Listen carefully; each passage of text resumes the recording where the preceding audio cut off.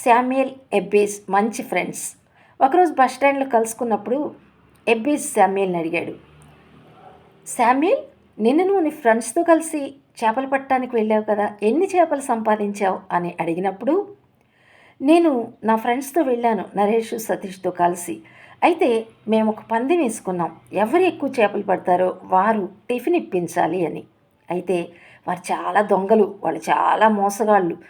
ఎందుకంటే వాళ్ళు గాలాన్ని అట్లా ఆడిస్తూ ఉన్నారు, కానీ ఆడిస్తూ ఉన్నప్పుడు ఒక్క చేప కూడా వారి యొద్దకు రాలేదు.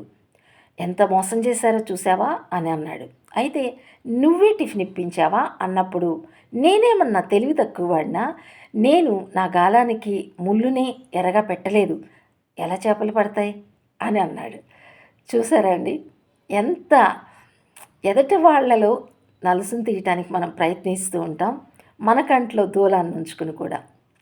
దేవుని వాక్యం ఈ రీతిగా సెలవిస్తుంది, వేషధారి, మొదట నీ కంట్లో ఉన్న దూలాన్ని తీసివేసుకో, అప్పుడు నీ సహోదరుని కంట్లో ఉన్న నలుసు నీకు తేటగా కనిపిస్తుందని. అయితే మనం ఎదటివారి తప్పులను వెదికే వారంగా కాకుండా, మన తప్పులను మనం విమర్శించుకుని మన హృదయాన్ని మనం సరిచేసుకున్నప్పుడు ఎదటివారి కంట్లో ఉన్న నలుసు మనకు తేటగా కనిపిస్తుంది.